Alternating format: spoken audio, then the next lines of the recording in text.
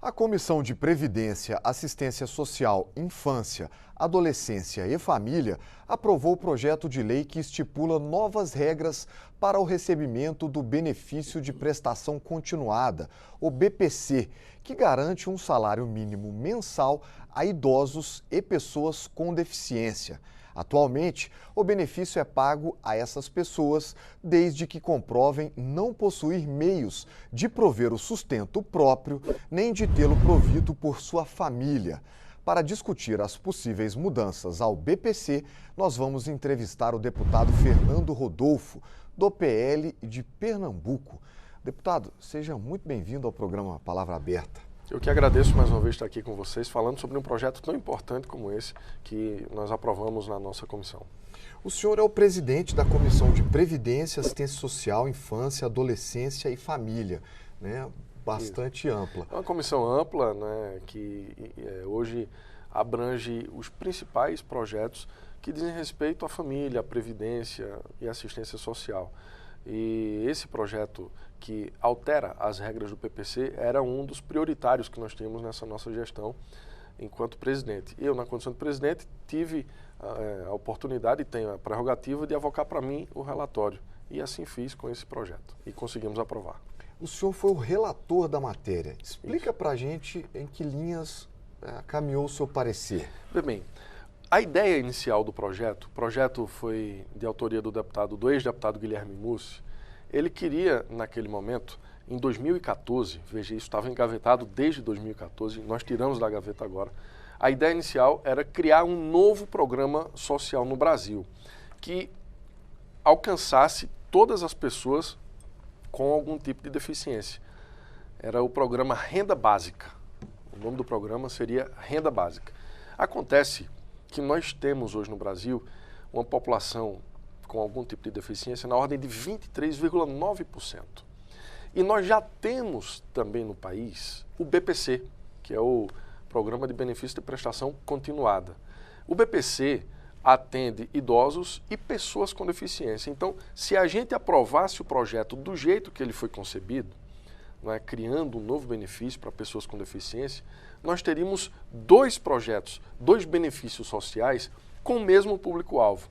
Isso ia esbarrar no Supremo Tribunal Federal, que já tem o entendimento consolidado no sentido de vetar esse tipo de prática. Então, o que é que nós fizemos para contemplar a ideia do ex-deputado Guilherme? Nós alteramos as regras do BPC para ampliar o leque de beneficiados no programa.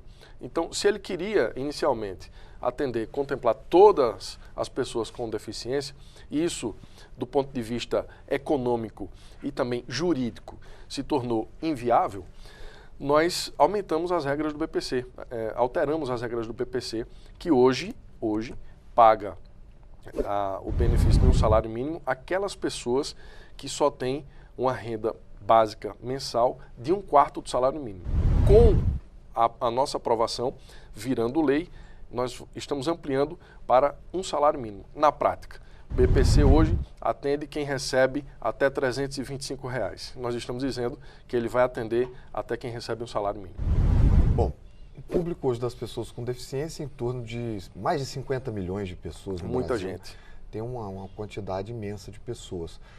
O senhor, na prática, multiplicou por 4 aí essa exigência mínima para que a pessoa com deficiência seja atendida no BPC. Ou seja, pode ser que o senhor multiplique a base de atendidos ali até por 4. Atualmente não são todas as pessoas com deficiência que recebem, apenas uma parcela.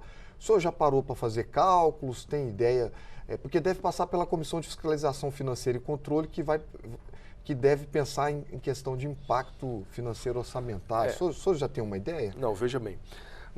O bom do sistema legislativo é exatamente isso, né? Porque quando o projeto ele é protocolado, ele é despachado para várias comissões, 3, 4 comissões. Na nossa, nós avaliamos o mérito, a questão do ponto de vista social. Depois, aí vem a questão orçamentária e depois vai para a CCJ para analisar a questão jurídica, né, do projeto. Então, o bom do legislativo é isso. No nosso caso, nós avaliamos do ponto de vista social. Como você bem disse, nós não vamos atender os 23% da população com algum tipo de deficiência, mas vamos chegar muito perto disso, porque a gente está multiplicando por 4 o número de pessoas atendidas pelo BPC. Então, o estudo de impacto financeiro não é competência da nossa comissão. A gente analisa o mérito. Isso vai ser discutido oportunamente na próxima comissão. Volto a dizer a você a importância disso. Isso estava engavetado desde 2014, assim como muitos outros projetos que nós temos na nossa comissão. Então, está começando a andar agora. Eu espero que o parlamento dê essa resposta à sociedade e que esse projeto vire lei o mais rápido possível. A gente começa a tratar desse tipo de projeto de lei, a gente fala muito de números, de impacto financeiro, né? Mas eu acho que é importante também a gente pensar na questão, no lado humano. Social, são pessoas claro, com deficiência, né? O senhor tem noção da realidade? Hoje o senhor foi atrás, pesquisou alguma coisa em relação à vida dessas pessoas com deficiência? Quer dizer, por que existe esse benefício? Há um gasto maior né, da parte de quem tem alguma deficiência? São tratamentos caros? Qual a realidade desse segmento hoje? Olha, imagina você é uma pessoa que praticamente não tem família, vive só, né, em casa, mora só, tem uma deficiência que o impede de trabalhar. Como é que essa pessoa vai sobreviver se não houver um benefício social como esse? Ela não tem renda, ela não tem quem ajude, ela não tem família, ela não tem um pai, não tem uma mãe, é um órfão. Então, é preciso que o Estado enxergue essas pessoas como o BPC enxerga. E é preciso que nós tenhamos a maturidade de compreender que é necessário evoluir com o tempo. O BPC é um programa que já tem muitos anos, mas hoje ele precisa ser modificado para atender mais pessoas, né? São pessoas que, como você bem disse, enfrentam aí dificuldades para fazer um tratamento, que não têm a facilidade para trabalhar. O número de pessoas hoje com deficiência no mercado de trabalho ainda é muito inferior àquele que nós entendemos como aceitável. Então, o Estado não pode simplesmente dar as costas a essas pessoas, não pode ignorar, tem que enxergá-los. Eles não são invisíveis, eles precisam ser percebidos pelo poder público, seja no âmbito legislativo e executivo.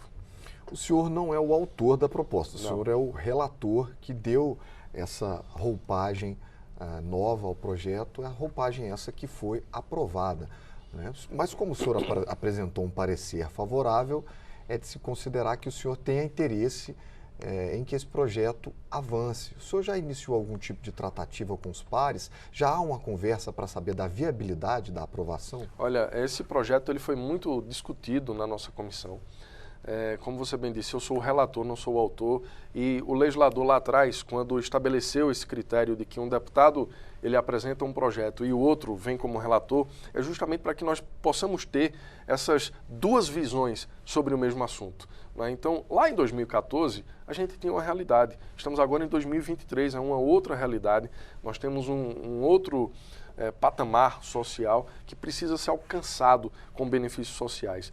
Então, a figura do relator tem esse papel, né, de olhar, poxa, esse projeto aqui está excelente, não altero uma vírgula aqui. Então, eu vou para o plenário da comissão e defendo a ideia inicial. Quando a gente percebe que tem a necessidade de se fazer alguma alteração, ela é feita, vamos discutir isso com os pares, e foi isso que nós fizemos, tanto é que ele foi aprovado sem pedido de vista, ele foi aprovado sem nenhum tipo de ressalva, ele foi aprovado com ampla maioria, né, com a unanimidade, inclusive, na votação. Na próxima comissão, a gente já está, eu tenho essa preocupação, enquanto relator, aprovamos aqui e não lavo as mãos, não. Eu aprovo aqui, mas eu continuo acompanhando a tramitação nas outras comissões, mesmo sem ser membro lá. E eu tenho certeza que ainda nesse segundo semestre a gente já consegue aprovar na segunda comissão.